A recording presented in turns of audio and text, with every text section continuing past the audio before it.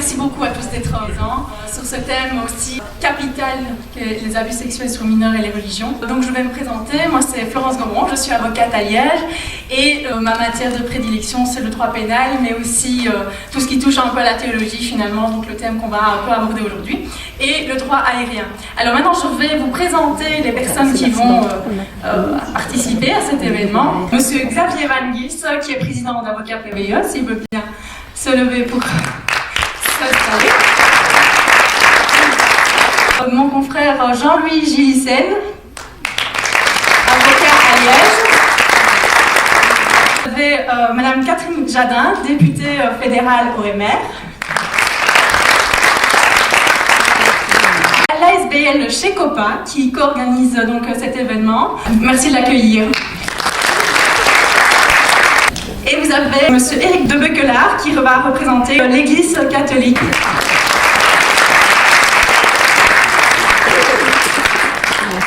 Cédez la parole à Maître Jean-Louis Gillissen. Il y a les dossiers principaux, les dossiers avec des auteurs d'abus sexuels, avec des victimes, dont aujourd'hui vous parlez. C'est plutôt l'autre pôle. Que fait-on au sein des institutions religieuses, au sein de mouvements religieux, au sein de sectes éventuellement, lorsque les responsables de ces églises, de ces mouvements, reçoivent des confidences, reçoivent des informations. Qu'est-ce qui a été fait? Qu'est-ce qui n'a pas été fait? Y a-t-il des abstentions? Sont-elles coupables? Dans le nord de notre pays, donc en Flandre, il y a eu une réflexion citoyenne, il y a une réflexion collective au sein de la société civile extrêmement riche, une réflexion extrêmement nourrie, qui a d'ailleurs abouti à un accord entre la NVA, le CDNZ et les libéraux pour qu'une commission parlementaire soit effectivement mise en œuvre pour parler notamment de cela. Et nous, au sud du pays, nous les francophones, nous avons 3 guerres de retard. Quel est l'état de notre droit? Les outils juridiques opératoires sont-ils efficients pour le genre de difficultés qui se posent dans ce type d'affaires? Voilà pourquoi nous avons souhaité vous réunir. Parce que les questions qui vont être soulevées aujourd'hui sont des questions de société. Entre la justice et la miséricorde, il faut évidemment que ce soit la justice des hommes qui ait la priorité, qu'il y ait effectivement une primauté du droit et une primauté du droit voté démocratiquement dans nos parlements. Et la difficulté est là. Il est normal que dans des institutions telles que les églises, mais soyez-y attentifs, c'est vrai également dans tout milieu de pouvoir, que ce soit des milieux thérapeutiques, milieux sportifs, vous le savez, l'actualité nous apporte des nouvelles ahurissantes en matière de fédération sportive sur ce qui s'est fait et ce qui peut encore se faire actuellement. Dites-vous que l'ensemble des concepts que nous allons essayer d'analyser ensemble, l'ensemble de ces outils opératoires que nous allons essayer de comprendre, voir en quoi ils peuvent être efficients ou non, tout cela ne s'applique pas uniquement aux églises ou aux mouvements religieux. Peut-on accepter que des informations concernant des agressions sexuelles sur mineurs arrivent en main de ces, ouvrez les guillemets, tribunaux, fermez les guillemets, juridictions, de ces organes juridictionnels, et que d'une manière ou d'une autre, ces informations n'arrivent pas sur les bureaux des procureurs. Il y a là un choix sociétal. Il n'y a donc aucune, mais pas la moindre parcelle, de volonté d'agresser ni les églises ni les mouvements. Et je vous propose donc de céder la parole à Maître Gobron, qui va vous présenter l'ensemble des concepts qui régissent la matière et ces fameux outils opératoires dont je parlais. Je vous remercie pour votre attention.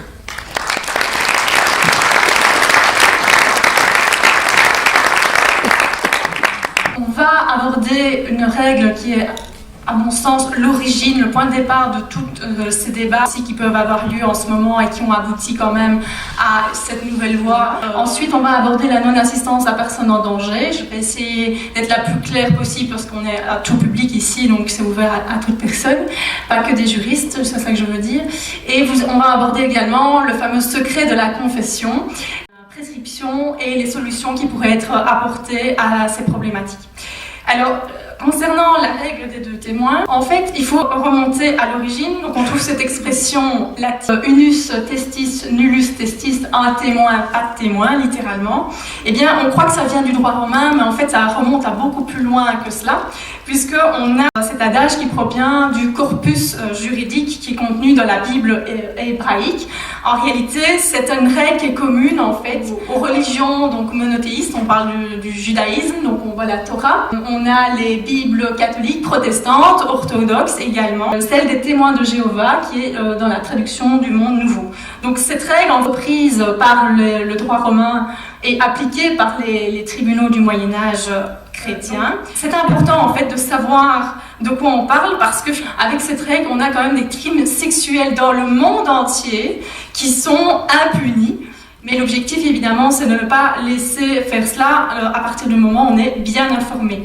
Finalement, on se dit, mais la religion des témoins de Jéhovah, moi, j'en ai pas grand-chose à faire et ça ne m'intéresse pas. Il y a quand même des enfants qui souffrent véritablement, qu'on soit laïque ou pas. Je pense qu'on doit quand même être concerné par rapport à la problématique de manière générale aux enfants.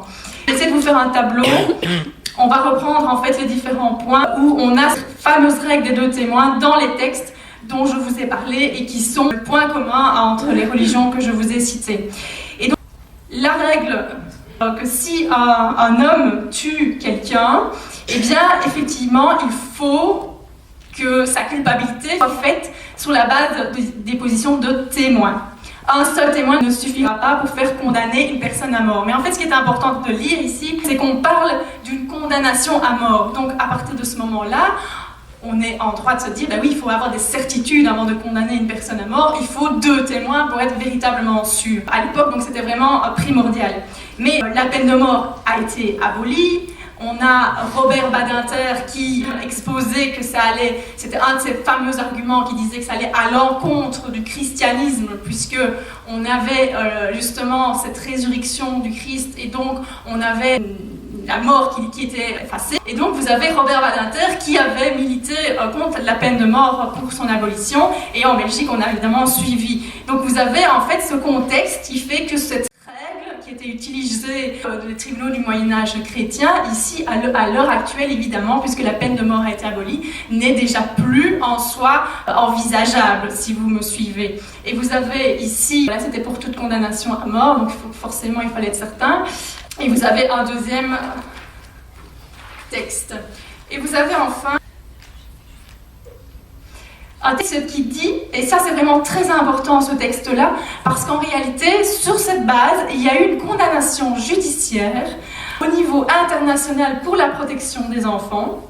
Parce que si vous lisez avec moi, il est écrit que si ton frère a péché, va et reprends-le entre toi et lui seul. S'il t'écoute, tu as gagné ton frère, mais s'il ne t'écoute pas, prends avec toi 1 ou 2 personnes, afin que toute l'affaire se règle sur la déclaration de 2 ou 3 témoins. Et en fait, la question que je vous pose à vous ici, pour voir si finalement vous auriez eu la même position que le tribunal, c'est de savoir si ce texte s'applique-t-il réellement aux abus sexuels sur enfants, déjà. Est-ce qu'un enfant peut reprendre seul à seul son agresseur? Alors là, je vais vous reprendre un extrait d'un documentaire qui a été fait au Canada. Puis j'ai dit à mon mari à ce moment-là, je serai jamais capable, ramène-moi à la maison, c'est impossible, je vais mourir. Je pensais que ça serait difficile, mais ça n'a pas été difficile. Ça a été la catastrophe, vraiment. La catastrophe, parce que Mélanie doit tout raconter devant son présumé agresseur. C'est une règle de base des témoins de Jéhovah, qui est fondée sur l'interprétation de versets bibliques. Si j'avais pas accepté de le confronter, mon témoignage ne valait plus rien. À la question que je vous posais de savoir si un enfant victime d'abus peut reprendre seul à seul son agresseur, ben, ici on répondra selon l'Organisation des témoins de Jéhovah, oui, apparemment, mais il a fallu attendre une décision du Canada en 2003 qui a abouti à une condamnation pour avoir imposé aux victimes mineures de comparaître devant leur agresseur sur base de cette interprétation de ce texte. Et ce n'est que le 1er août 2016 qu'on apprend dans ce documentaire-là à la fin qu'il y a eu certains assouplissements par rapport à cette règle où on n'a plus cette obligation d'être confronté à son agresseur présumé. Mais la conclusion de cela, pour moi, la politique de l'Organisation des témoins de Jéhovah change à partir du moment où il y a une condamnation, mais vous voyez, de 2003 à 2016, je pense qu'il y a quand même 13 ans d'injustice entre les deux, et c'est extrêmement grave.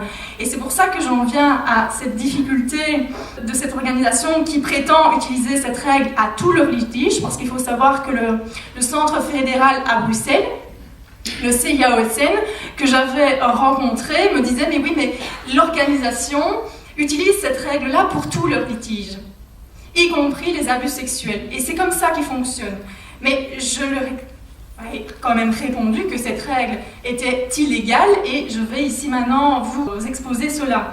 Donc, la règle s'appliquait-elle réellement à tous les litiges?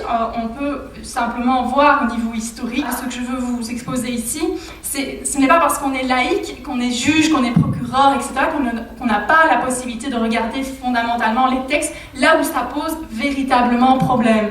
Parce que vous avez quand même, lors du procès australien, le procureur général Angus Stewart qui a déclaré en 2017 que cette règle n'avait pas de fondement dans le traitement des abus sexuels et ils ont ouvert les textes, ils ont décortiqué, donc tout le travail a déjà été fait à l'étranger. Ici, c'est que récemment, que finalement, on prend conscience petit à petit de ce qui s'est déjà déroulé. Donc vous voyez ici, c'était le procès. Witness this morning is Mr. Jeffrey Jackson. Bible in your hand, please, and repeat after me. I swear by Almighty God. I swear by Almighty God That the evidence I shall give in this Royal Commission that the evidence I shall give in this Royal Commission shall be the truth, shall be the truth, the whole truth, and nothing but the truth. Nothing but À l'époque, au niveau historique, on avait une distinction entre les... Parce qu'on n'a pas de texte, si vous voulez, qui parle des abus sur enfants pour voir comment est-ce qu'on gérait la situation. Le seul texte qu'on a, c'est concernant le viol d'une jeune fille. Bon, situation quand même assez similaire. Et on distinguait entre le moment où ça se passait en ville, où on présumait qu'il y avait effectivement des témoins, des personnes qui pouvaient entendre, et la situation qui se passait dans le champ. Et là, on a la preuve par A plus B, puisque c'était quand même un des arguments qui m'avait été exposé par le centre à Bruxelles, où on n'a pas du tout de référence à cette règle des deux témoins dans ce cas-là, puisqu'on considère qu'on n'a pas de témoins ni oculaires ni auditifs. Il y avait quand même une probabilité qui était possible à ce moment-là. Et vous voyez en fait que dans ce cas-là, c'est comme si un homme se jette sur son prochain pour lui ôter la vie. Alors, simplement une parenthèse par rapport à ça, parce que lorsqu'on a préparé en fait la conférence, on a eu des personnes qui se sont un peu insurgées, vu le thème, voilà, les abus sexuels sur mineurs et les religions, donc on parlait effectivement des religions, et on parlait de la religion effectivement catholique, puisqu'on ne parle pas que de la religion des témoins de Jéhovah, on va y venir après. Et bien ici, vous avez le viol est moins grave que l'avortement. Alors, ça suscite des réactions, c'est vrai que c'est pas toujours plaisant d'entendre ce genre de choses, mais en fait, là où je veux en venir, le viol est considéré comme un meurtre au même rang, si vous voulez, quand je vous ai montré le texte.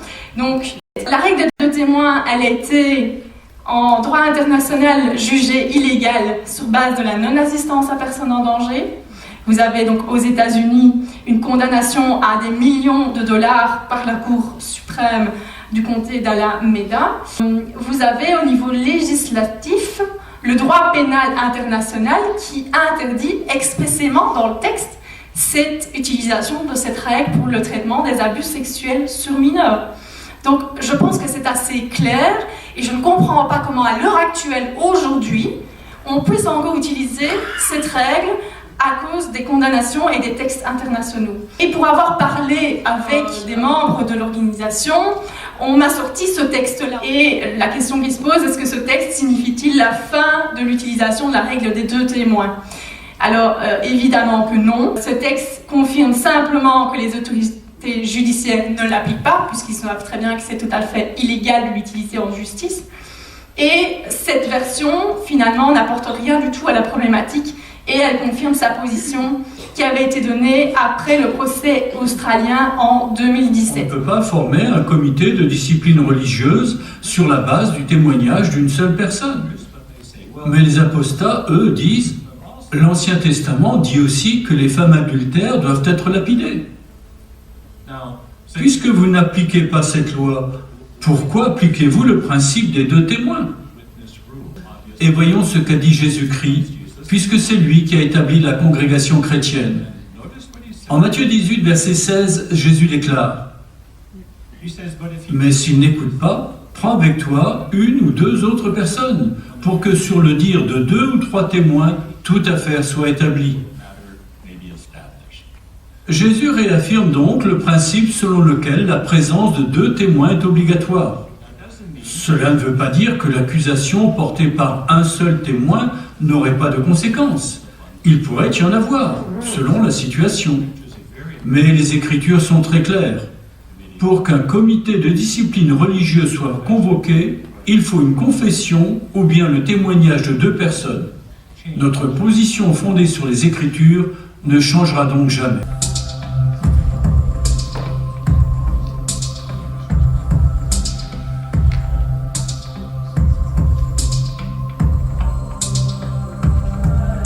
De manière théologique et de manière juridique, simplement pour que vous soyez convaincus. Le 2e témoin au niveau théologique, ce n'est évidemment pas une personne en tant que telle, puisque le fait se passe dans un univers clos et on a la réponse par A plus B, donc je pense qu'il ne faut pas se leurrer par évidemment ce genre de discours-là. Dans le monde entier, il y a des actions contre cette règle des 2 témoins parce qu'il n'y a pas du tout de changement de position.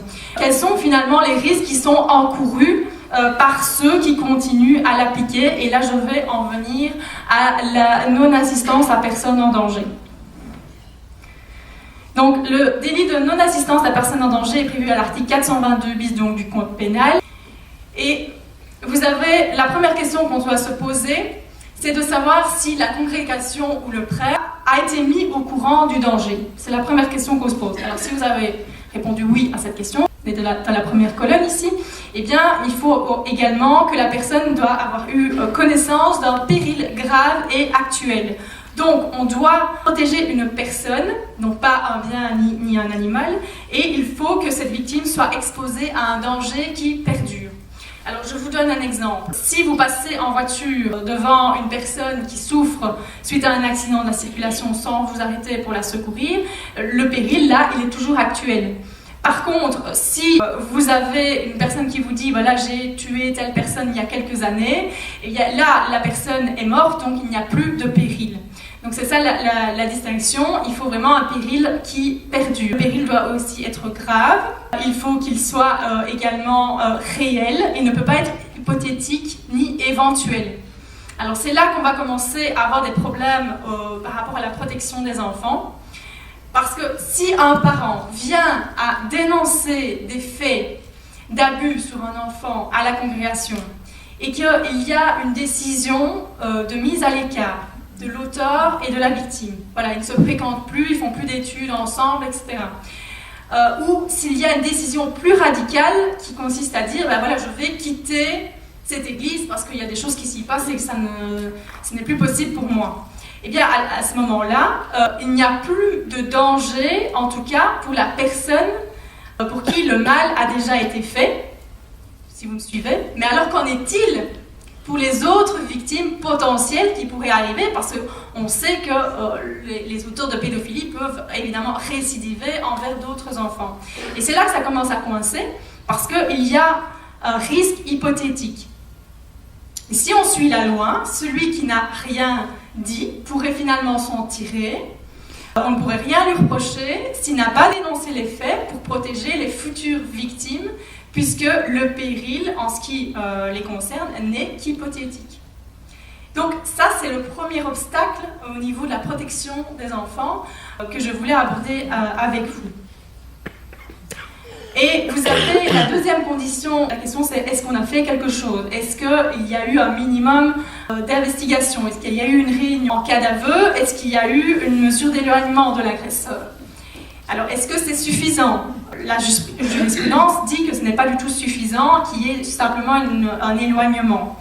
Et lorsque je vous ai exposé qu'il n'y avait peut-être plus de risque pour la victime en cas d'éloignement, puisque il s'agissait d'un risque hypothétique, eh bien là on se rattrape en disant mais oui, mais ce n'est pas suffisant en termes d'aide que de faire uniquement cet éloignement.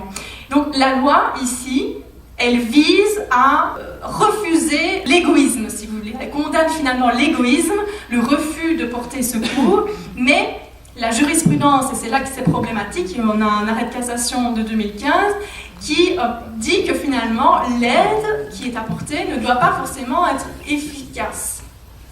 Et c'est là que ça se coince. Donc c'est le refus égoïste de porter secours et non l'inefficacité, la maladresse, l'inadéquation de l'aide procurée. Donc, selon cet arrêt, si l'aide est inefficace, inadaptée, ben finalement on a fait quelque chose. Ce serait suffisant. Il y a eu un conseil des anciens, on applique une règle des deux témoins inutile, voire même illégale, ce serait suffisant. Alors, là, il y a une nuance quand même dans la jurisprudence en 2018 où on dit que l'aide ne doit cependant pas être nécessairement efficace, même si bien sûr elle doit tendre à l'être. Quoi qu'il en soit, vous aurez compris que ma position ici à ce sujet, ce n'est pas de dire que la règle est inadaptée, c'est qu'elle est illégale. Et évidemment, l'objectif, c'est de rapporter les faits aux autorités compétentes et pas uniquement de traiter ça en interne.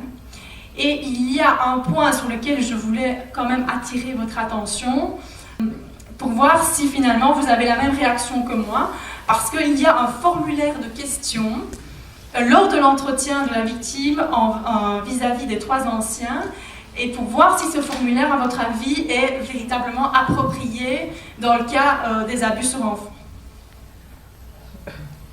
Sa mère n'a pas pu l'accompagner parce que les femmes n'ont pas le droit d'assister au comité judiciaire. Pour l'entendre, 3 hommes dans la quarantaine.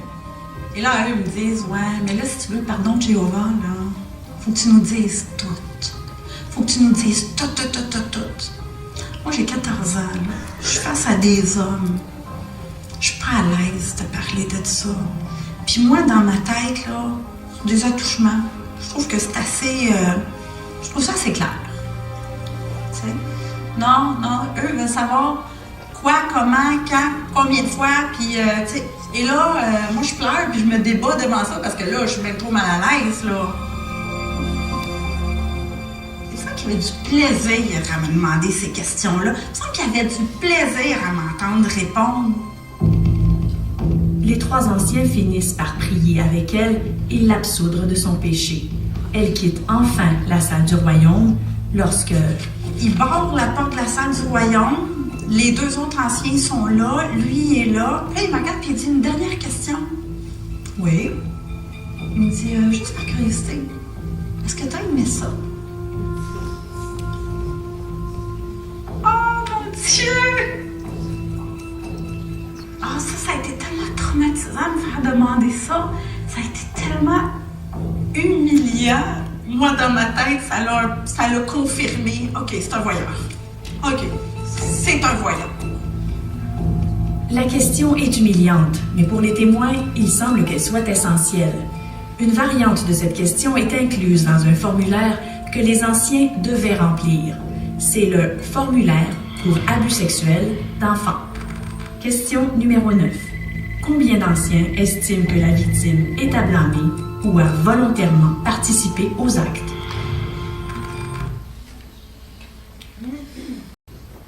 Donc voilà, je pense que vous partagez certainement mes craintes à ce niveau. J'espère que voilà, si vous ne les partagiez pas au départ, j'espère que vous considérez le sujet suffisamment sérieux. En tout cas, si vous êtes là, c'est que vous le considérez, ça je n'en doute pas. Et donc, on regarde la Cour de cassation, si on considère qu'il y a eu une aide apportée par ces anciens, Et si finalement on ne s'inquiète pas de savoir si cette aide met finalement la personne dans une situation qui est pire que celle du départ, ben je pense qu'on a un problème, c'est pour ça qu'on est là. C'est un deuxième obstacle à une bonne protection des enfants que je vous énonce ici. La troisième condition, c'est de savoir est-ce que si on apporte une aide, on ne risque pas de soi-même se mettre en danger. Évidemment, il ne faut pas prendre des risques démesurés, mais je pense que dans le cas des abus, c'est généralement les victimes qui se mettent en danger, évidemment, face au risque de représailles, de pression qu'ils subissent lorsqu'ils décident de déposer une plainte. Et donc c'est là que les personnes extérieures doivent évidemment prendre le relais. On parle de solidarité.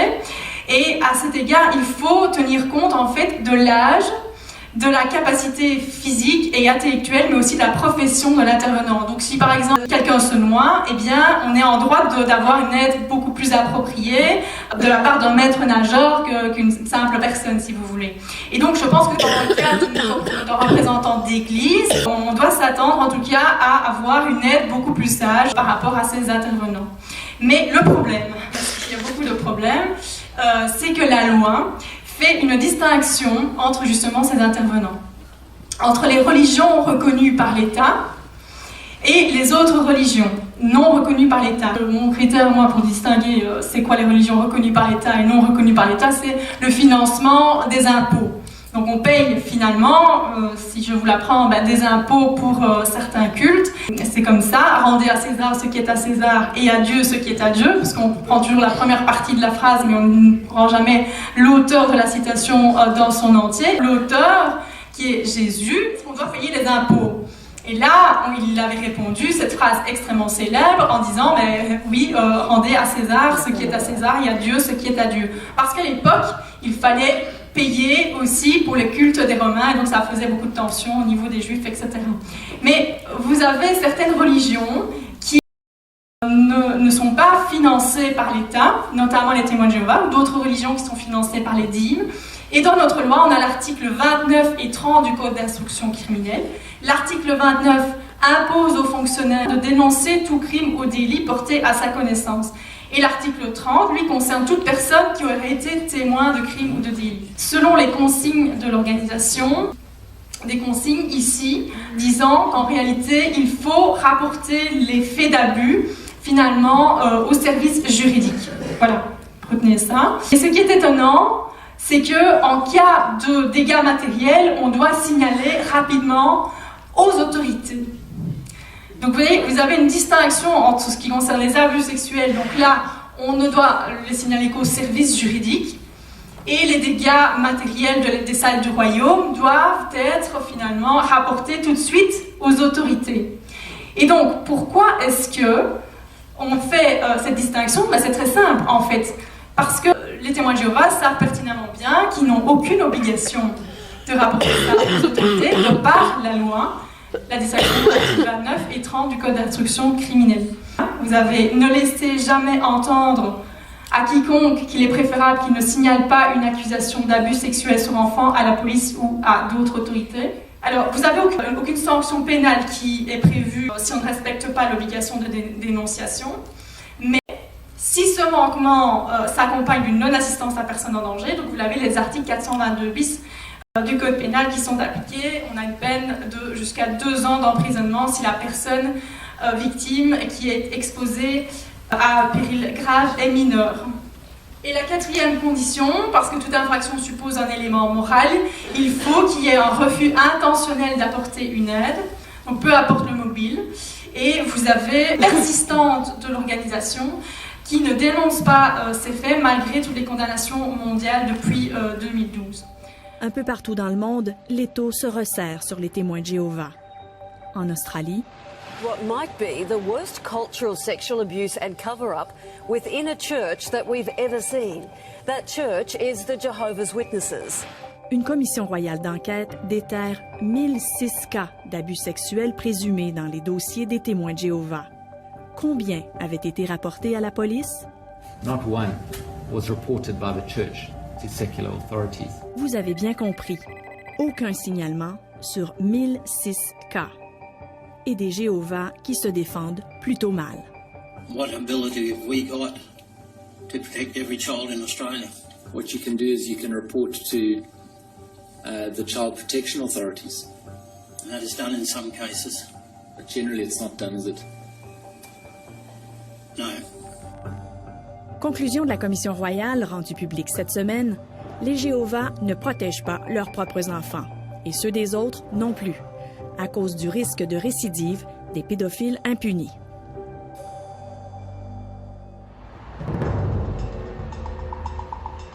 Mais c'est en Californie que les témoins de Jéhovah ont payé le prix fort. C'est ici que pour la première fois au monde, un jury a déterminé que Watchtower avait consciemment négligé les droits d'un enfant et sa sécurité. The instructions were you keep these pedophiles secret. Rick Simons et sa cliente Candace Conti ont été les premiers à remporter une poursuite d'abus sexuels contre les Jéhovah. Candace a été abusée à 9 ans par cet homme qui faisait du porte-à-porte avec elle. C'était un pédophile et les anciens le savaient. Ce document interne le prouve, la communauté n'a pas été mise au courant. What was the reason that the congregation was not notified? We don't make that public to the congregation. That's confidential. Un peu trop confidentiel aux yeux du jury, qui statue que le pédophile aurait dû être surveillé et les fidèles avertis. Prix à payer pour les témoins de Jéhovah, 28 millions de dollars. Et un constat. Cette politique dépasse les frontières des États-Unis. C'est pareil partout dans le monde et dans chaque congrégation. On doit cacher les pédophiles. Le secret, les témoins de Jéhovah sont prêts à payer cher pour le préserver. 4 000 $ par jour, c'est l'amende qu'un juge vient d'imposer à la société Watchtower. 4 000 $ pour chaque jour où les témoins refusent de remettre à la cour leur liste de pédophiles. Watchtower les compile depuis au moins 20 ans. 4 000 $ par jour, ce n'est rien pour les témoins de Jéhovah. Watchtower vaut des milliards juste avec son parc immobilier. Cette liste de pédophiles est au cœur de 2 poursuites californiennes et elle pourrait en susciter des dizaines d'autres. Quant aux 28 millions de Candace Conti, ils ont fondu à 3 millions. En appel, la Cour a statué que les Jéhovah n'avaient pas l'obligation d'avertir les fidèles. Est-ce que c'est raisonnable d'exiger qu'on avertisse chaque congrégation? Les témoins ne se mélangent pas au reste de la société. La religion, c'est toute leur vie. Et donc, il est raisonnable d'avertir les parents pour qu'ils puissent protéger leurs enfants de ces pédophiles en série qui peuvent trop facilement avoir accès à leurs victimes.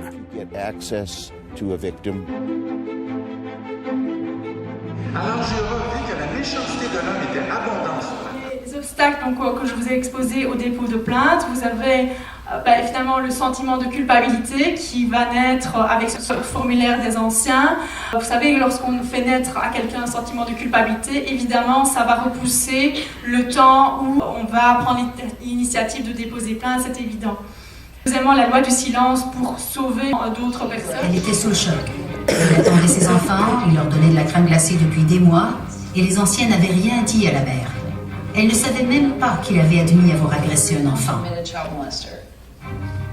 En avertissant la mère de l'enfant, Debbie viole la règle du secret incluse dans ce mémo de 1989. En principe, aucun fidèle ne doit connaître le motif de l'exclusion de Ronnie Lawrence. J'ai donc été convoquée. Les anciens étaient scandalisés que je puisse révéler des informations aussi confidentielles. Mais les anciens savent aussi que d'autres jeunes ont passé du temps dans la maison de Ronnie. Devons-nous les approcher? Demande-t-il au quartier général. Réponse de la Watchtower, il ne serait pas sage d'approcher de nouvelles victimes. La règle des 2 témoins, je vous en ai parlé. Les consignes qui incitent à la passivité, je vous en ai parlé également. Et enfin, l'excommunication qui est véritablement une arme qui est utilisée Le Collège central des témoins de Jéhovah, un groupe de 7 hommes âgés considérés comme le canal de Dieu sur terre. Leurs directives sont claires.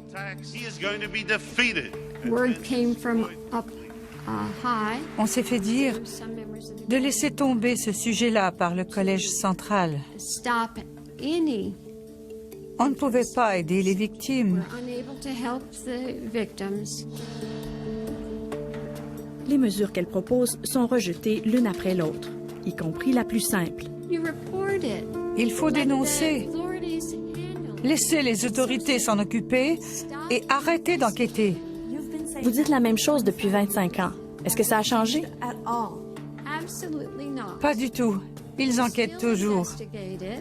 Un jour, Barbara Anderson en a eu assez et elle a commis l'irréparable en heure de grande écoute. Because the Watchtower Society didn't want to acknowledge that these girls were telling the truth. Barbara Anderson et son mari Joe ont été expulsés des témoins de Jéhovah. Elle pour avoir sali l'organisation dans les médias et lui parce qu'il n'aurait pas su contrôler sa femme. Leur fils ne leur parle plus depuis 14 ans. Ils ne connaissent pas leurs petits-enfants. Madame Catherine Jadin, donc vous êtes députée au MR. Est-ce que vous pensez qu'il est normal d'avoir finalement toute cette passivité dans les textes qui cause donc cette absence d'obligation de dénoncer? Est-ce que c'est normal d'avoir une différence de traitement par rapport aux religions reconnues par l'État et celles qui ne le sont pas? D'abord, merci beaucoup pour votre invitation. En effet, la raison de ma présence est double.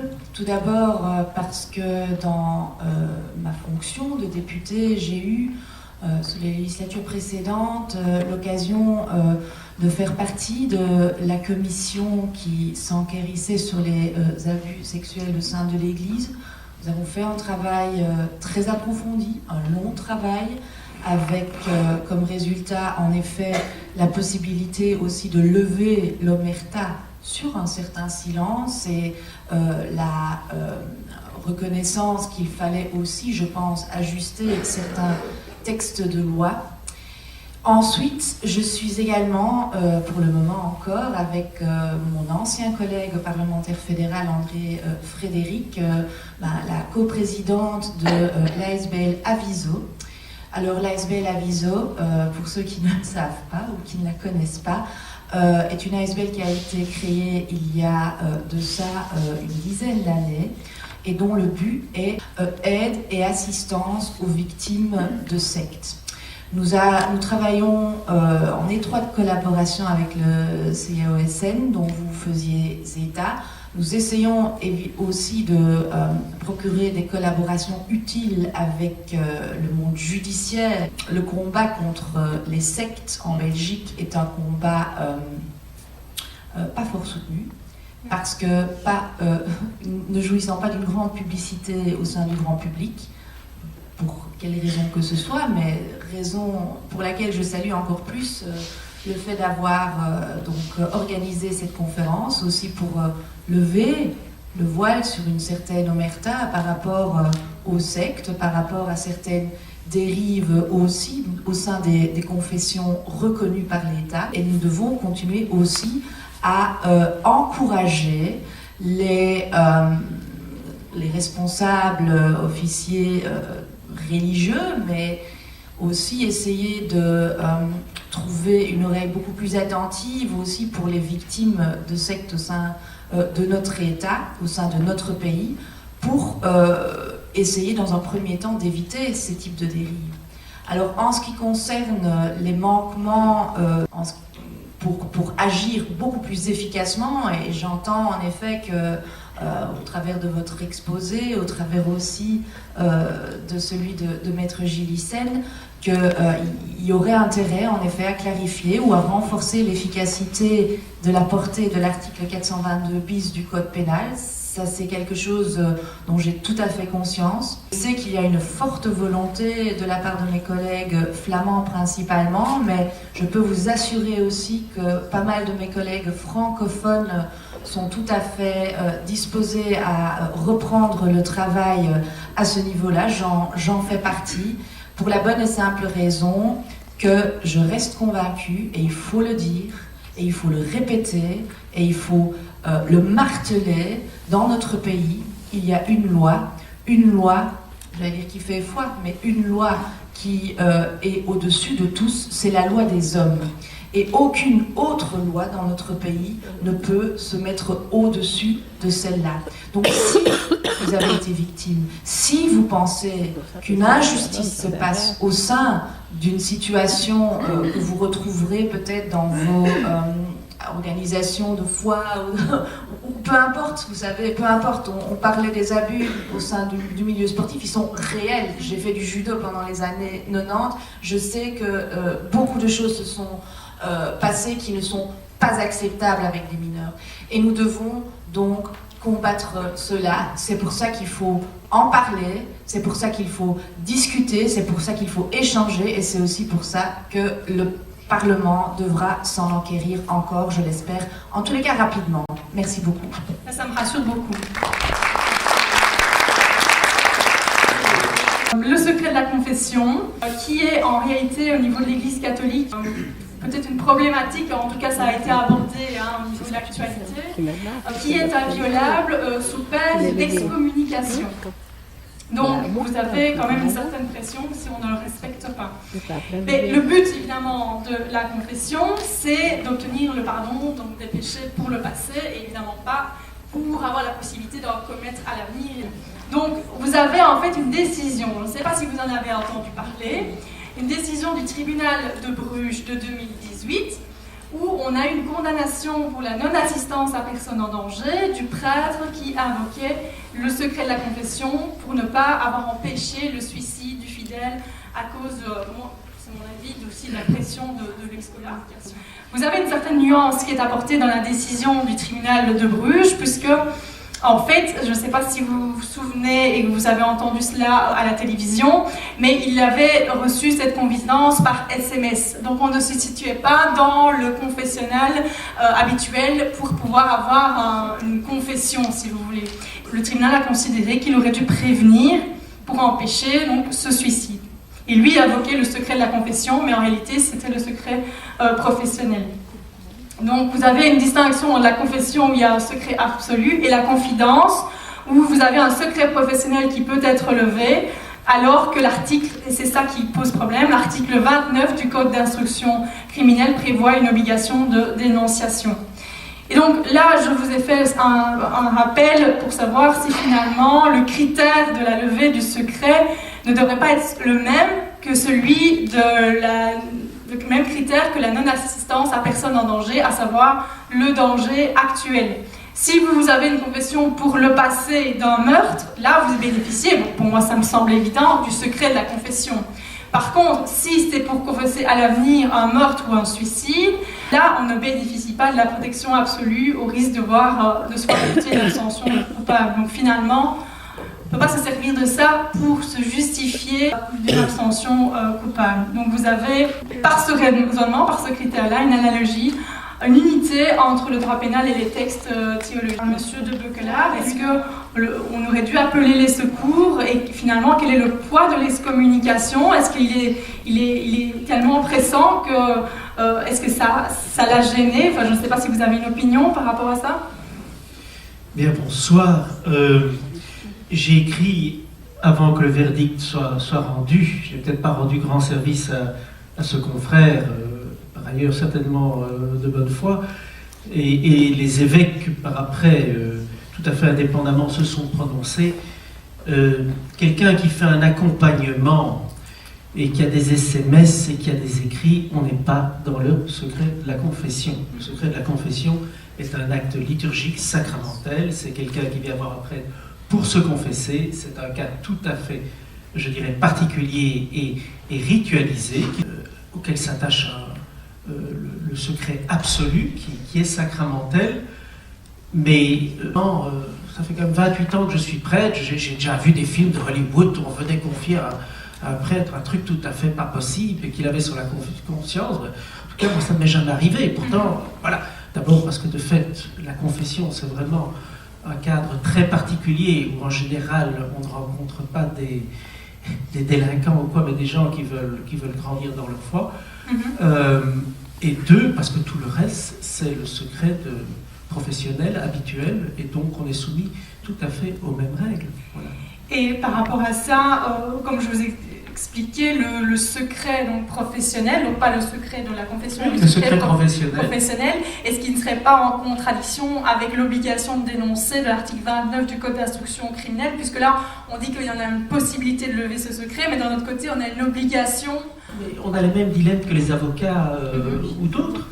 Et dans une société où il y a des caméras partout, je pense que de fait, il faut faire attention. Et si on ne peut plus nous faire un peu confiance et que, pour être un peu fort, les gens se sentent fliqués, ça ne va pas servir.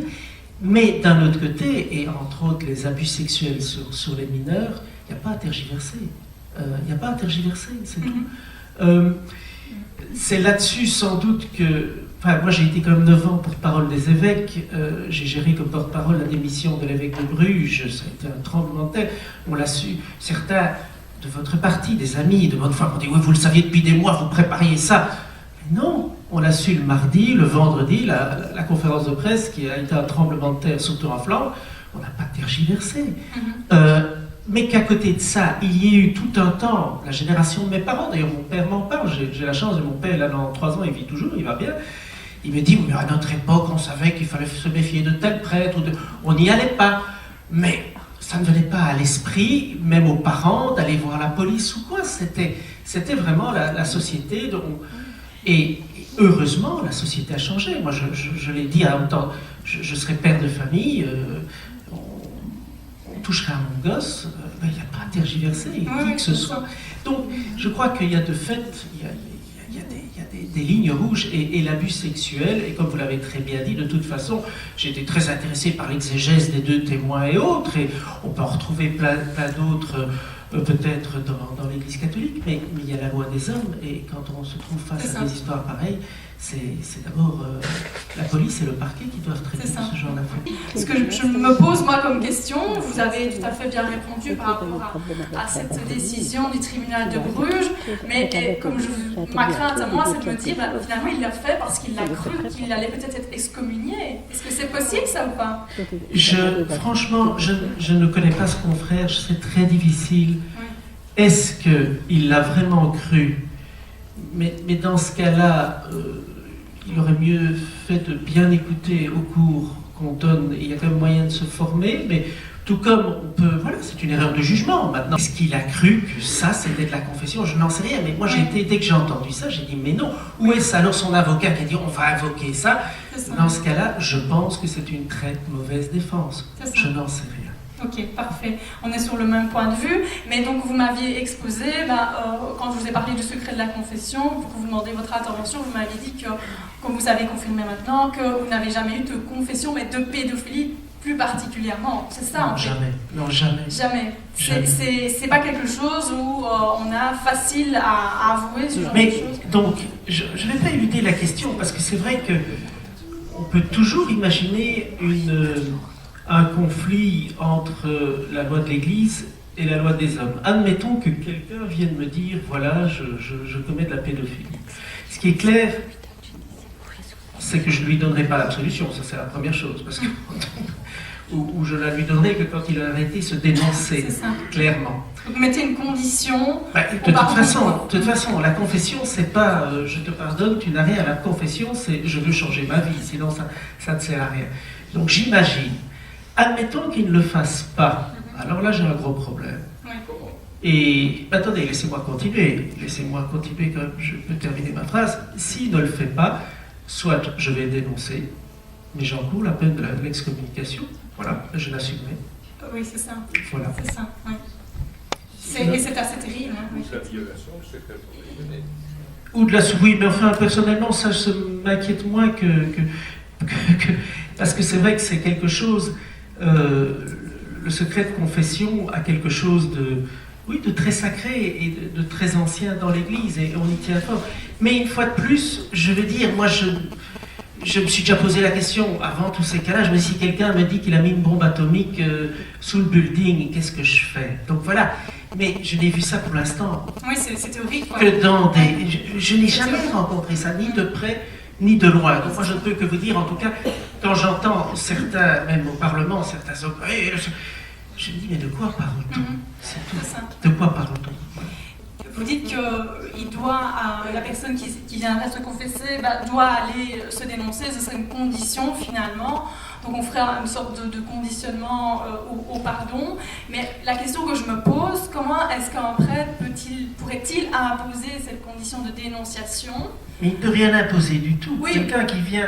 Mais pour recevoir le pardon, c'est quand même... Non, oui, mais je veux dire, voilà, c'est une démarche spirituelle est une démarche de responsabilité et de liberté.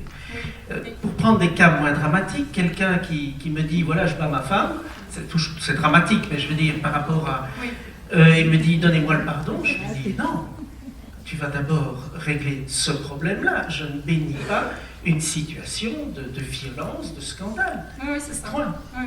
Mais la question que je me pose, c'est comment, si on impose donc, cette condition quand même au pardon, comment on se retrouve dans des situations où le prêtre lui-même, c'est pas votre cas, ne dénoncerait pas les faits d'abus, alors qu'il l'imposerait finalement à celui qui est auteur d'abus. Vous voyez ce que je veux dire? Donc on en viendrait dans une situation extrêmement problématique parce que franchement, pour aller se dénoncer à la police avec les conséquences pénales extrêmement lourdes, je ne pense pas qu'il y en ait beaucoup et je peux comprendre qu'il n'y ait pas beaucoup de confessions. C'est pour ça que les gens ne vont pas se confesser en général. Voilà, c'est ça. Mais quelqu'un qui viendrait vraiment, sincèrement, avec un tel crime sur la conscience, c'est que soit il a envie de se foutre du prêtre, soit il a vraiment envie de s'en sortir. Et la seule façon, je sais que c'est dur, mais quelqu'un qui commet de tels actes, la seule façon de se libérer, même spirituellement, c'est d'abord d'assumer les conséquences de ces actes et de l'assumer devant la justice des hommes.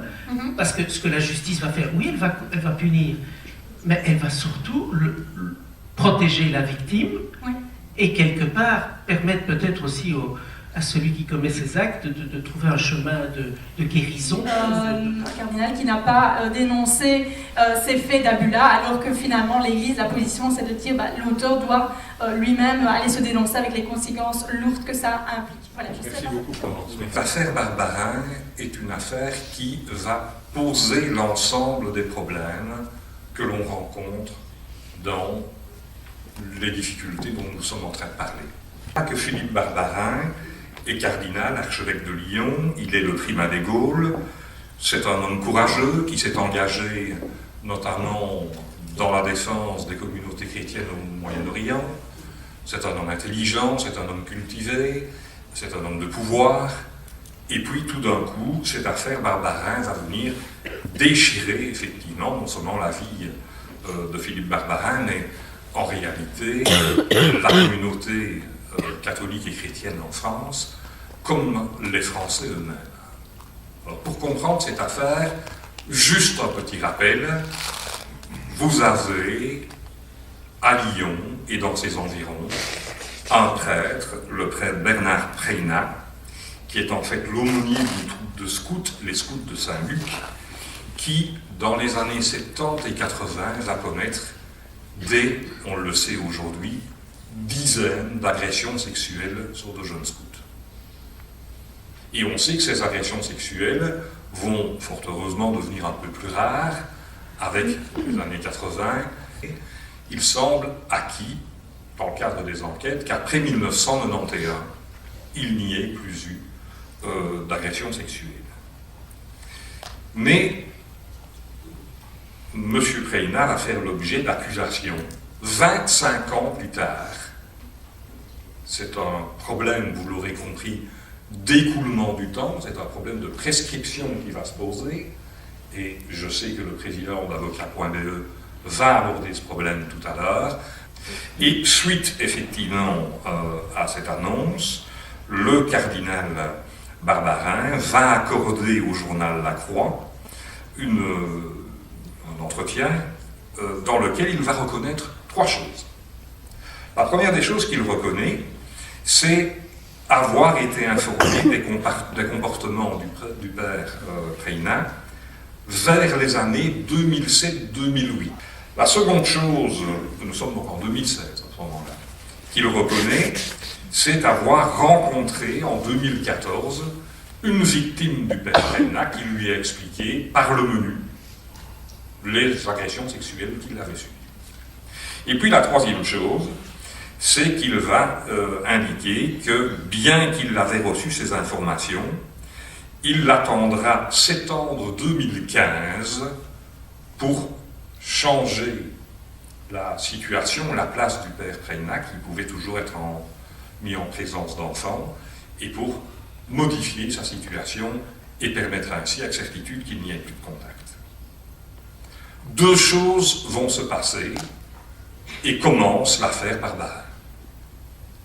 D'abord, un dépôt de plainte de jeunes scouts devenus majeurs et qui disent, mais attendez, le père Preina c'est une chose, mais le cardinal Barbarin ne nous a pas protégés. Commence une affaire longue, difficile, douloureuse, complexe, délicate, qui va effectivement aboutir dans un second temps à un classement sans suite, sous la motivation suivante. Le délit de dénonciation n'est pas caractérisé en l'affaire, l'exercice plus avant de poursuite aujourd'hui n'apparaît pas devoir être effective, les enquêtes préliminaires n'ont pas ramené suffisamment d'éléments d'une volonté ou du moins d'une conscience dans le chef du cardinal Barbarin d'entraver l'action de la justice en ne permettant pas une saisie de celle-ci. Les faits étant prescrits, c'est une prescription que l'on soutient alors comme étant de 3 ans, l'infraction n'est pas constituée.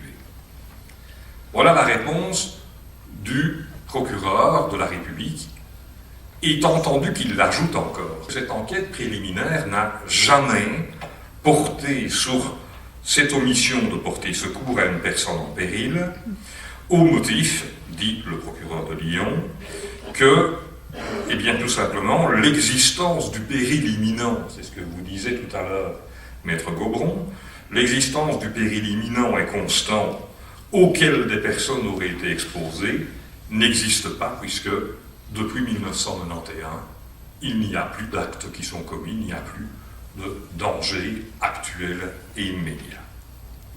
L'affaire Barbarin aurait pu en rester là. 9 des plaignants vont décider de ne pas accepter cette décision et de lancer une citation directe devant le tribunal correctionnel de Lyon. Et les infractions qui sont visées sont, notez-le, c'est important, sont cette fois en réalité limitées à cette non-dénonciation d'agression sexuelle.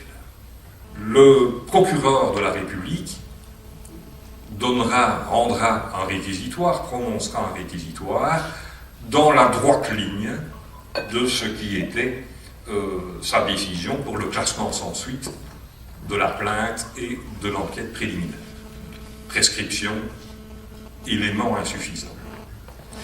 Et puis, eh bien, va être rendu un jugement le 7 mars 2009 qui va faire vraiment grand bruit. Pourquoi ?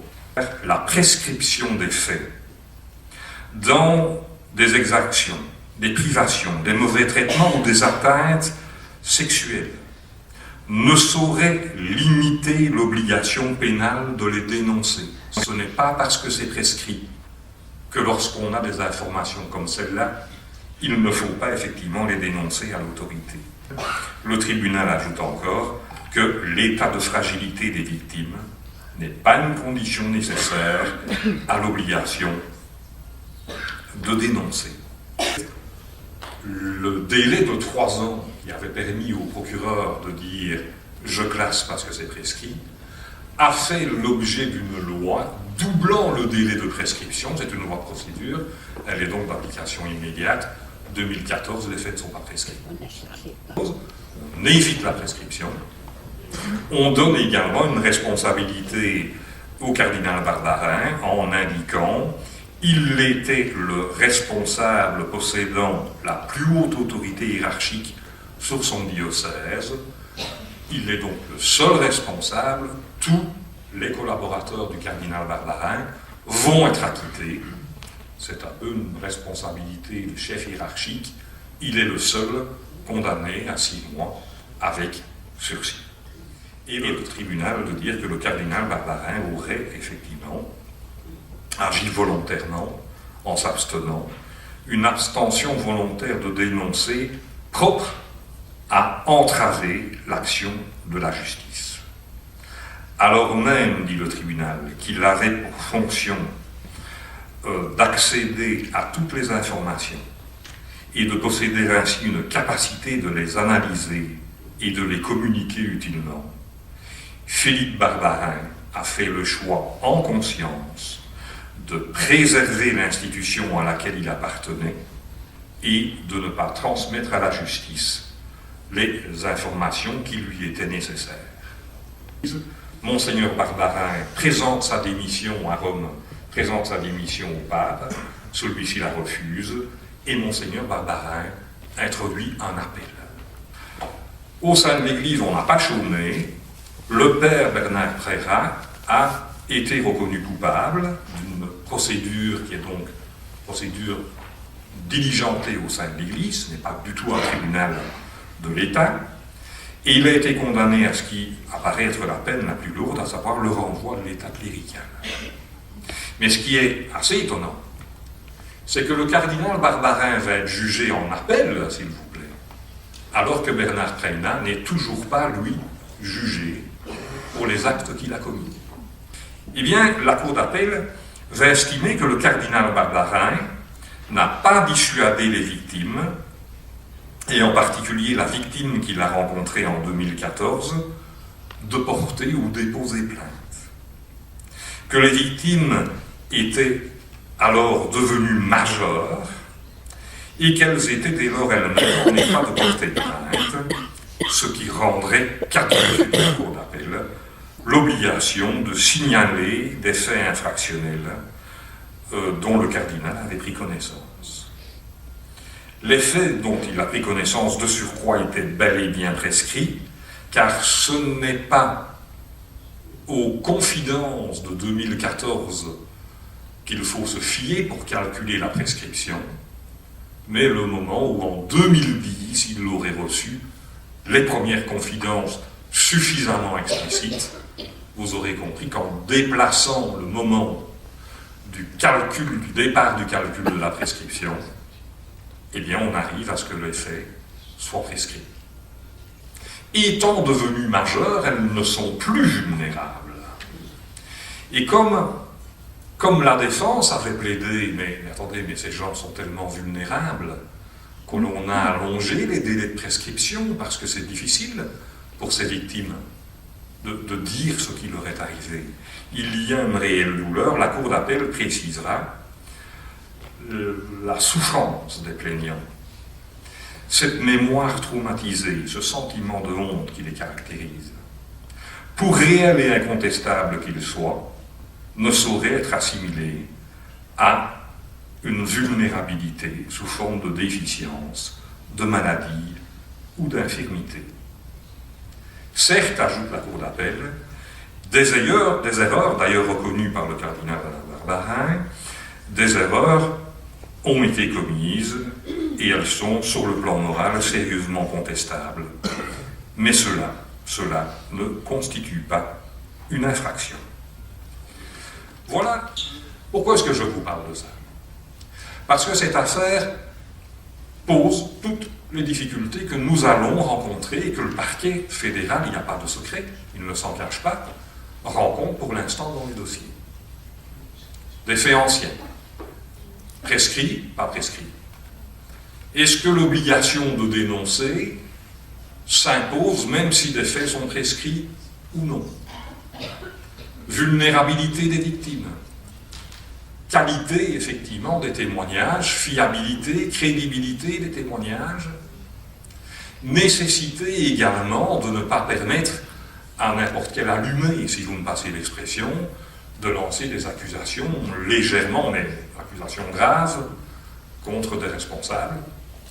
Voilà tout un ensemble de questions et vous aurez remarqué dans cette terrible affaire Barbarin que, en définitive, tout le monde a eu un avis différent. Personne ne s'y retrouve. Et cela nous permet sans doute de se dire que peut-être notre droit peut-il être interprété dans un sens ou dans un autre, un peu comme on retourne une chaussette. Peut-être aussi les difficultés propres à cette matière appellent-ils une révision du droit pénal que nous connaissons actuellement parce qu'il n'est pas conçu pour ça, pas fait pour ça. Aujourd'hui, l'affaire Barbarin n'est pas terminée, puisque les victimes et leurs avocats ont annoncé un pourvoi en cassation. Mais vous trouvez là l'essence même des difficultés que nous allons rencontrer en Belgique et que nous rencontrons déjà. Je vous remercie bien.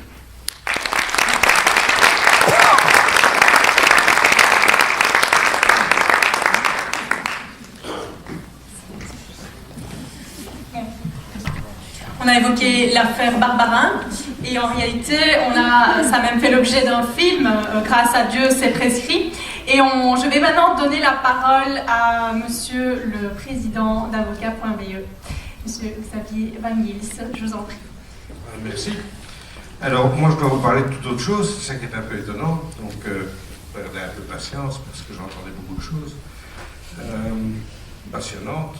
Bon, je crois qu'il faut rappeler, et ça a été dit, mais il faut le rappeler une dernière fois, la primauté du droit étatique sur tout autre droit, sur le droit canon, sur le droit des sectes, parce qu'on a aussi parlé de religion, on a aussi parlé de sectes. Alors, pourquoi on m'a gentiment invité, je vous en remercie, c'était pour parler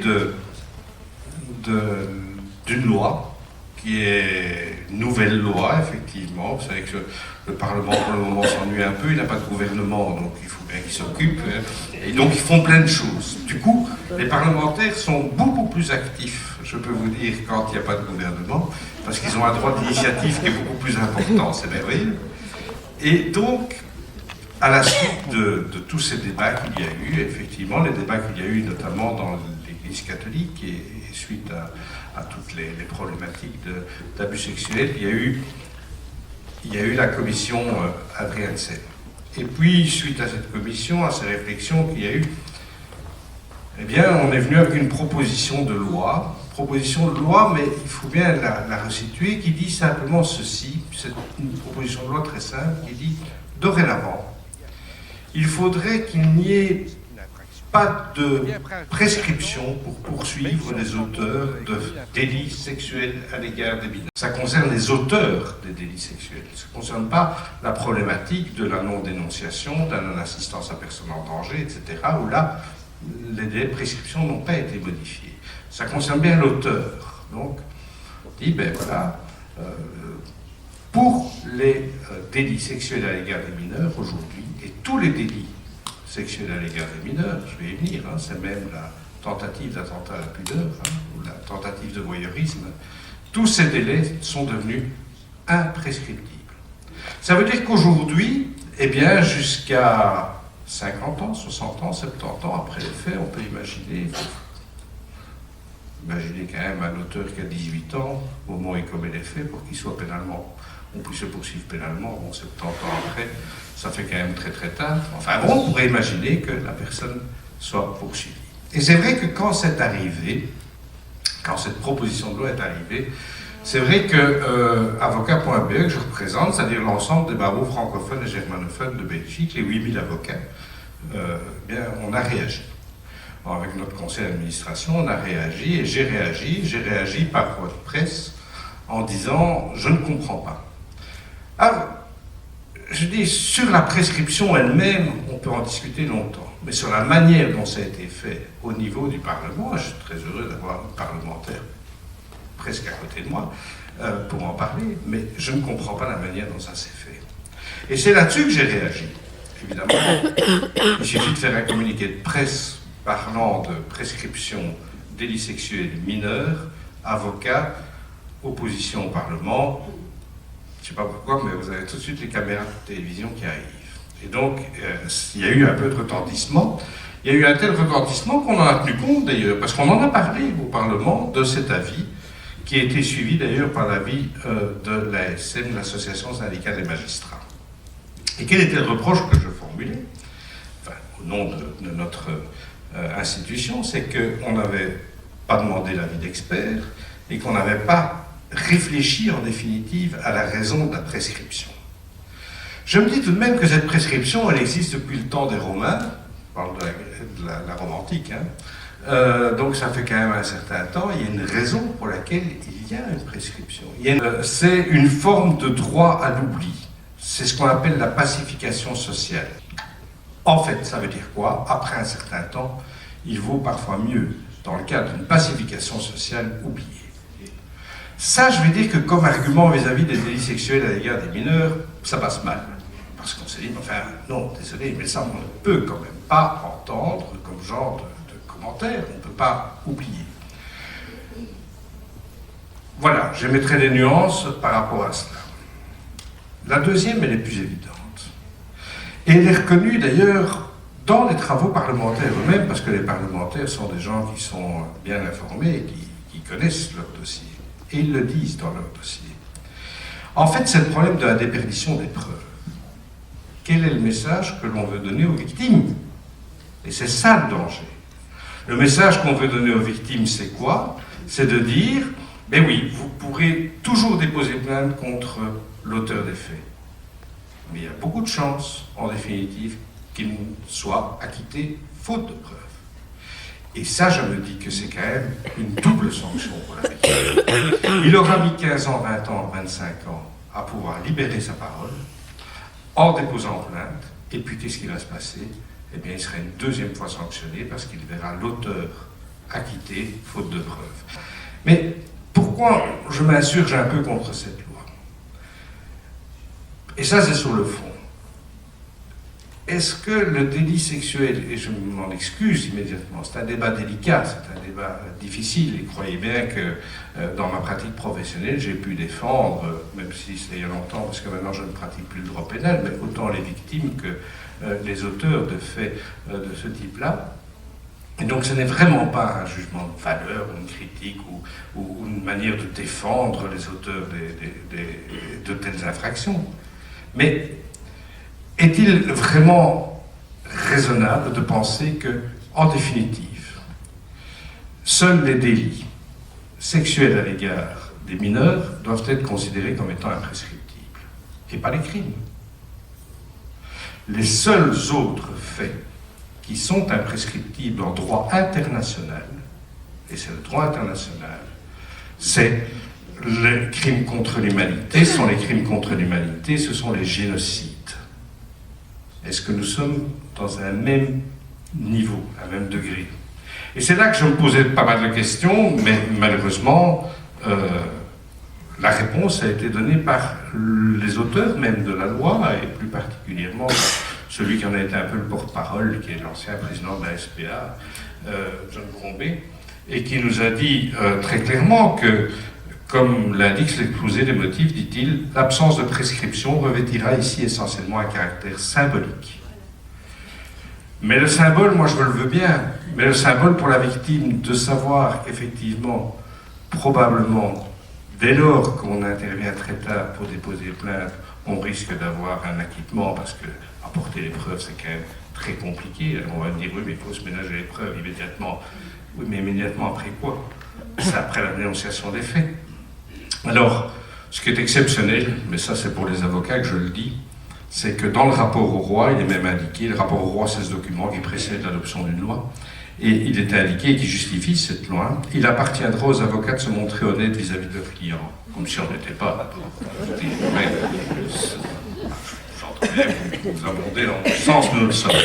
Ça c'est la première chose. Mais ça veut dire en clair que, écoutez, nous, on décide en tant que parlementaire que c'est imprescriptible, on sait que c'est symbolique, on sait qu'il va y avoir beaucoup de personnes qui effectivement ne pourront pas aller au bout de la procédure, en tous les cas dans leur processus, parce qu'on va aboutir à des acquittements, mais ça, il appartiendra aux avocats qui seront consultés par les victimes d'aller dire, attendez, avant de déposer plainte, non, enfin, je veux dire, on ne change pas des règles aussi importantes de cette manière-là.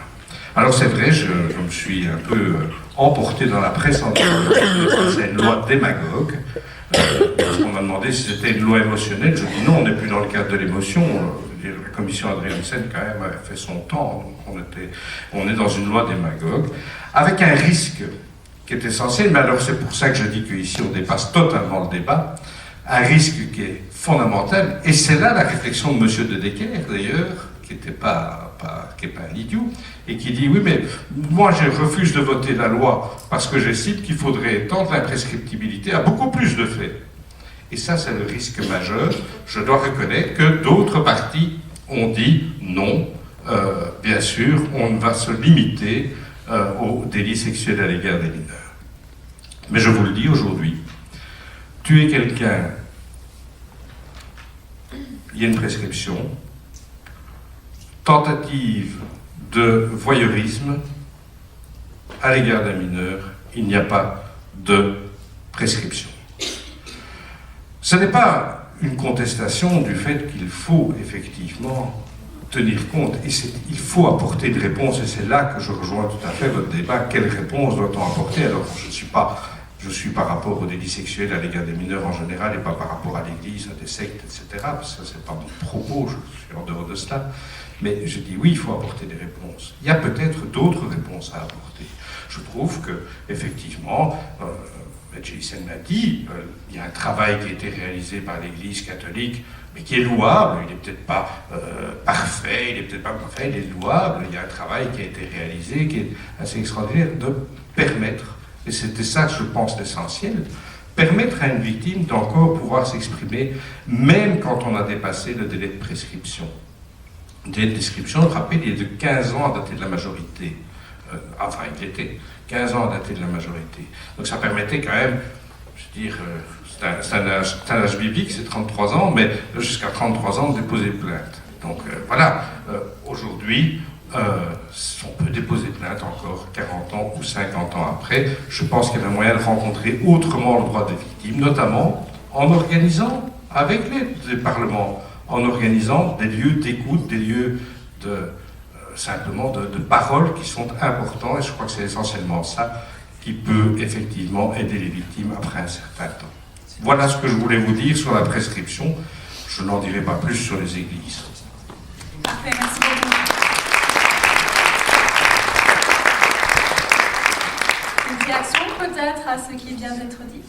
Très, très brièvement, et j'espère que vous comprendrez également la difficulté qui peut être la nôtre en tant que député. D'abord préciser que je ne suis pas titulaire en commission justice, j'y travaille ponctuellement pour des matières liées à l'éthique. Moi, je me suis fortement insurgée contre cette proposition qui, pour moi, relève de la politico-consommation, c'est-à-dire ce à quoi le législateur parfois s'adonne un peu trop, c'est-à-dire l'action-réaction. Donc, un fait se passe, on légifère, ce qui, à un moment donné, amène aussi pas mal de lois contradictoires, puisque, in fine, il y a un paquet de lois qu'on devrait d'ailleurs abroger. Et bien cet élément-là, et cette proposition SPA de John Crombie en est un malheureux exemple. Un exemple qui a fait fi d'audition en commission justice, qui a fait fi d'une analyse approfondie des conséquences que cela pourra entraîner, vous en avez très très très bien parlé, et surtout, pour moi, le plus grave, va créer des précédents dangereux dans la mesure où on va à un moment donné ouvrir une boîte de Pandore pour pouvoir discuter également d'autres faits et d'autres crimes pouvant éventuellement aussi alors à ce moment-là faire l'objet d'une imprescriptibilité, et on ne saura plus où s'arrêter. Et ce droit à l'oubli, à un moment donné, il sera mis en péril aussi. Et pourtant, il a une raison d'être, et pourtant, il a aussi sa raison d'être dans notre société. Et alors, dernièrement, tout simplement parce que l'applicabilité de cette loi va être nulle. Donc, on est en effet dans une loi totalement symbolique qui, bien qu'elle veut mettre la lumière sur quelque chose, risque peut-être, in fine, d'apporter beaucoup plus de déception et de malheur liées au fait de la non-possibilité d'apporter les preuves. J'ai dit tout ça à mon groupe. Mais bon. Non, mais c'est assez intéressant d'entendre cela. Je me permets de signaler quand même que la loi a été adoptée à la Chambre à l'unanimité, sauf 2 groupes qui sont abstenus. Le groupe de Decker, parce qu'il estimait que ça n'allait pas assez loin. Le groupe de Decker, je vous l'ai dit, il est tout seul, Jean-Marie de Decker, l'ancien judoka du nord du pays. Entraîneur de judo, tout à fait. Ah oui, c'était le vôtre. Mais heureusement, c'était un entraînement physique et c'est limité à ça, c'est très bien. Et l'autre groupe, c'est Écolo Groen. Mais les autres ont voté pour. Voilà. Mais c'est dommage. Voilà. Mais c'est avec des conséquences assez graves. Mais on est tous d'accord pour dire que finalement ça ne règle pas le problème. Effectivement, ça on est tous d'accord là-dessus, mais il a fallu réagir. Et il y en a certains qui pensent que finalement c'est un traumatisme tellement... On a envie d'enfuir ça au plus profond de soi, et donc ça peut s'expliquer. Je pense que si les partis ont quand même voté en faveur de cette loi, je pense qu'ils avaient de bonnes raisons également. Ça, on est tous d'accord aussi à ce niveau-là. Et je ne sais pas si Céline Rouge pourrait réagir par rapport à ça, puisqu'elle est souvent en accompagnement des victimes qui enfouissent ça au plus profond d'eux, et puis ça ressurgit à un moment donné comme ça. Céline, est-ce que vous pouvez me dire si vous trouvez que ça a un bon objectif et que ça pourrait apporter des solutions? Oui. Dans notre ASBL, on aide les personnes à se prévenir, on fait de la sensibilisation, et puis à se reconstruire. Et on se rend compte que effectivement, le fait d'oublier, ça permet aux enfants de pouvoir, on va le dire clairement, survivre. Et donc pour moi, étant partie, donc je suis née chez les Témoins de Jéhovah, on est parti, j'avais 33 ans, on est parti parce que des personnes à déviance sexuelle, parce qu'on ne peut pas dire pédophiles, tournaient autour de nos filles. Il a fallu choisir entre vraiment sacrifier nos enfants à cette secte ou alors les protéger et tout perdre, la famille, le travail, tous les amis finalement, j'appelle ça du suicide ou du meurtre social. Et finalement, j'ai pris conscience il y a très peu de temps que les abus sexuels sont la cause des personnes qui vivent la manipulation mentale au quotidien, le harcèlement. Il m'a fallu longtemps pour comprendre qu'en fait la plus grande des manipulations, c'est ces abus sexuels, que ce soit des attouchements ou plus encore. Effectivement, ça se retrouve beaucoup dans le cadre de la famille, donc c'est vrai que c'est un sujet qui est très vaste et c'est au cas par cas. Et les religions ou la secte des Témoins de Jéhovah, c'est une double problématique, parce que finalement, on ne peut pas se sortir de ces abus, parce que si on en parle, eh bien, on est excommunié. Si on veut protéger nos enfants, on perd tout. Et donc, en ayant connu l'abus, pas spécialement chez les Témoins de Jéhovah, mais dans ma propre famille, je m'insurge contre le fait de se dire « Oh, l'imprescriptibilité, finalement, c'est peut-être pas nécessaire. » Oui, c'est un acte symbolique. Mais si la victime veut être reconnue, elle a quoi? Elle n'a que ça. Et est-ce que les victimes ont envie que les personnes aillent en prison? Pas spécialement. Les victimes, ce qu'elles ont besoin, c'est que les personnes qui ont fait ces actes dont elles se souviennent ne le fassent pas sur les autres personnes. Elles ne pensent même pas à elles, elles pensent aux autres. Et c'est ce que moi je constate régulièrement. Elles ne veulent pas se venger, elles veulent juste se reconstruire. Sans reconnaissance, il n'y a pas de deuxième naissance, il n'y a même pas de vie. Donc oui, pour moi, quand j'ai vu ça, je me suis dit « Ah, enfin, la Belgique va faire quelque chose. Elle va permettre aux victimes d'être entendues par l'État. » Donc c'est quelque chose d'important. Je travaille en systémique, c'est-à-dire que je suis facilitatrice en constellation familiale et systémique. La guérison que les personnes peuvent avoir, c'est dans la reconnaissance. Elles n'ont pas besoin de pardonner, on n'est jamais dans le pardon, on n'est jamais dans le fait de critiquer, on est seulement dans la réparation de la personne. Et donc moi, je fais des actes symboliques avec les personnes. Alors on ne l'a pas au niveau de la police. On n'a pas d'écoute, on n'a pas d'acte symbolique. Donc on doit faire autrement, et on fait autrement.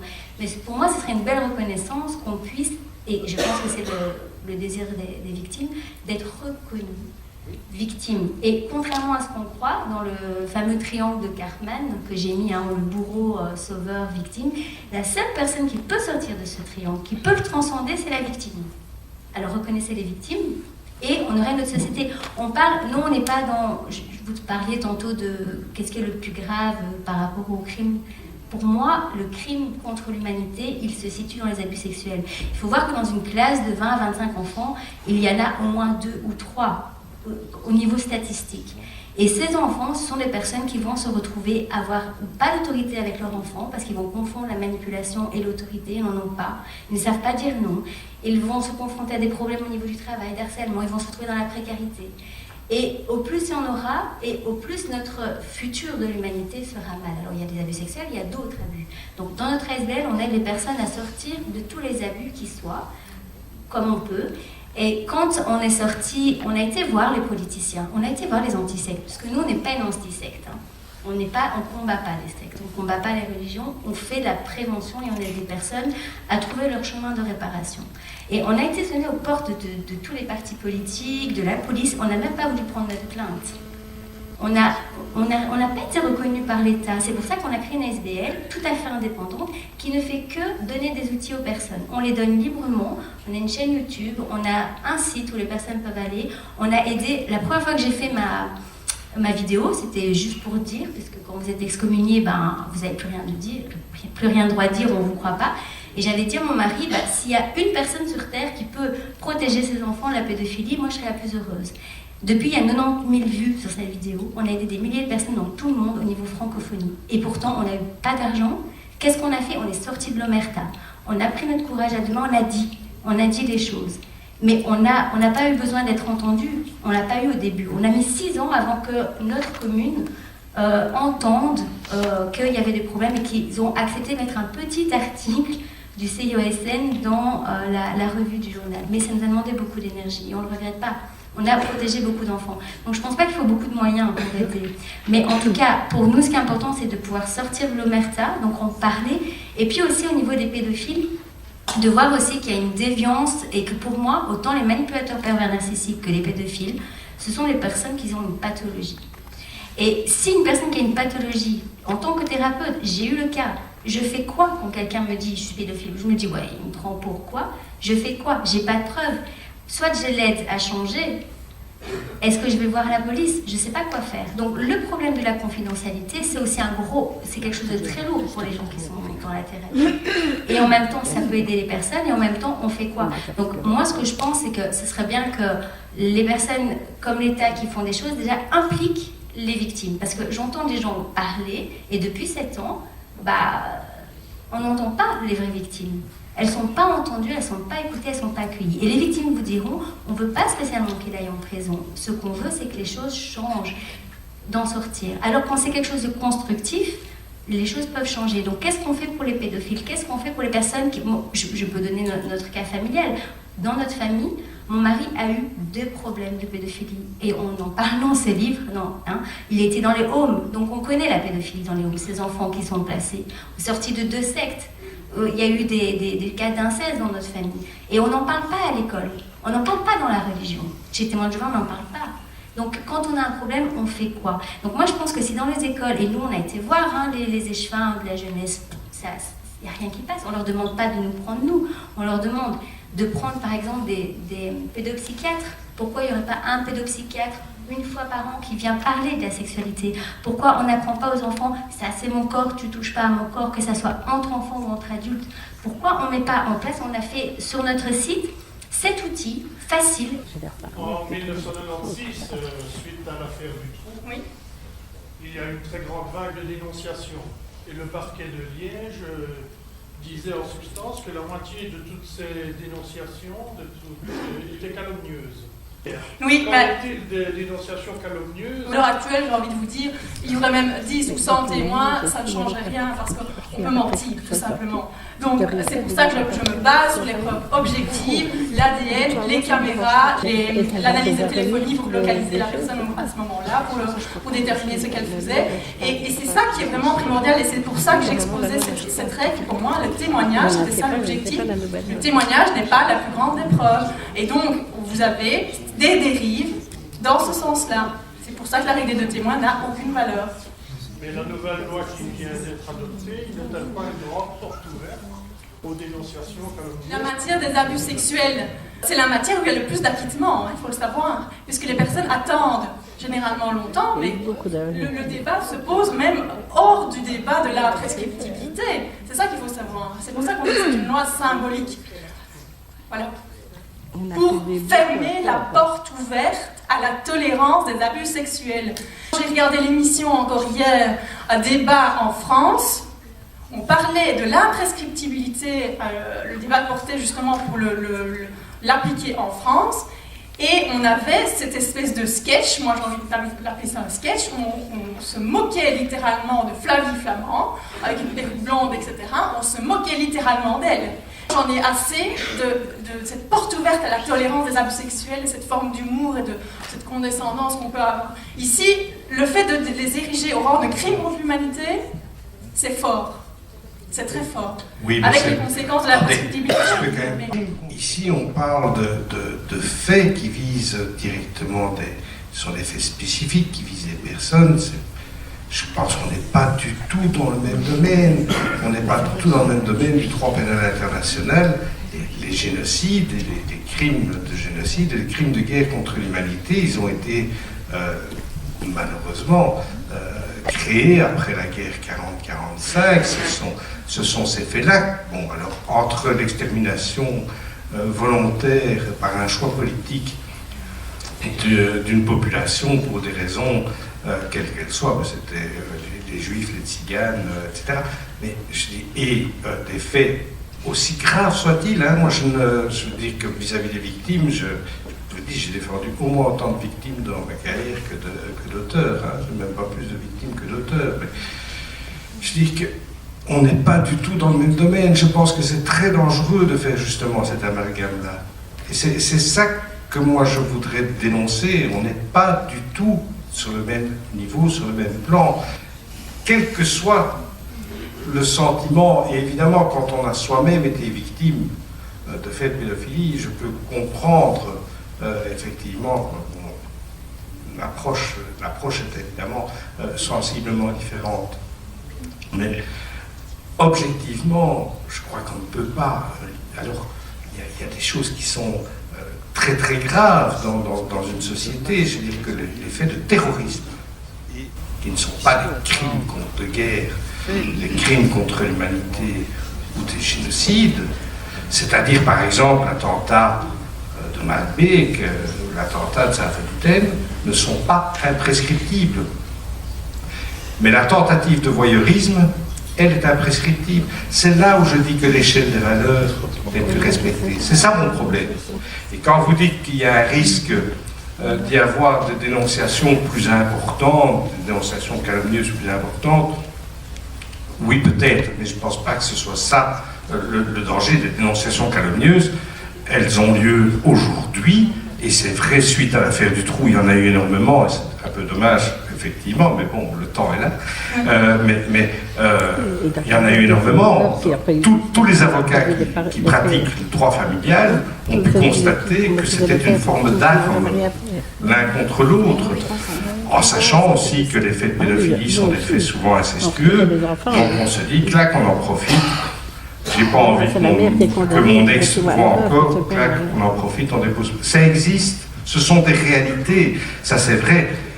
Mais ça, je veux dire que vous pouvez faire toutes les lois du monde, à part des poursuites et des condamnations pour dénonciation calomnieuse, vous savez rien faire. Ça c'est voilà, c'est une réalité. Et c'est pourquoi je voudrais revenir en disant, effectivement, je peux comprendre qu'on dise, c'est tellement déstructurant et c'est tellement scandaleux que l'imprescriptibilité, c'est une réponse au sentiment d'impunité. Je ne crois pas que ce soit une réalité. Même dans les travaux parlementaires, on le dit. On dit, mais attendez, il y a une autre disposition qui prévoit que le juge peut très bien, effectivement, déclarer que les faits sont établis, mais ne pas prononcer de peine. Voilà. Et donc, oui. Oui, il y a quand même quelque chose de très important pour moi de dire, c'est qu'on parle de la personne victime, on parle de l'agresseur, mais on ne parle pas de toutes les personnes qui tournent autour. Alors pour moi, quand il y a ça, il faut faire venir toute la famille, toutes les autorités divines, le canal du vin ou pas, et toutes les personnes qui se taisent. Parce que finalement, dans ces deux problèmes, moi ce que j'appelle le double triangle infernal de Cartman, c'est que finalement, on met le doigt sur l'agresseur, mais il y a une non-prise de responsabilité de toutes les personnes. C'est pour ça que je trouvais très intéressant aussi cette possibilité de lever la confidentialité et d'être aussi aiguillée en tant que thérapeute ou psychologue. J'ai rencontré une psychologue dernièrement qui a été témoin de Jéhovah et qui donc maintenant ne l'est plus. Et elle me dit, oui, moi j'ose lever le secret de la confidentialité. Pourquoi? Parce qu'elle sait ce qu'il y a derrière. Mais qui va oser faire ça? Donc il faut aussi qu'il y ait un soutien et qu'il y ait des choses qui soient aussi pour les personnes qui accompagnent les personnes. On a vu aussi dans une école catholique, quand il y a eu un problème avec un prof de sport, directement, il y a eu l'omerta. Oui, il ne faut pas dire parce que la honte. Donc la honte, c'est l'enfant qui le porte, c'est la famille. Mais ce n'est pas la personne qui a commis le comportement. Donc, ça, je suis d'accord. oui, moi je parle au niveau des solutions. Et pour moi, je pense que dans la prescriptibilité, vous avez raison d'exprimer le problème de l'acquittement. Après, moi, je ne suis pas convaincue que mettre les pédophiles dans une prison, ça va faire quelque chose de différent parce qu'on ne les soigne pas. Tout un système à revoir, je pense, dans la justice. Voilà, on va prendre les questions en bas. Merci beaucoup. Madame, on voit que ce terrain est vécu. Moi, ce qui me ras-le-bol depuis la près de vous, c'est la justice de l'homme. On en a ras-le-bol, c'est la justice. Donc, c'est pour ça que je m'accroche à la justice de Dieu. Soyez unis.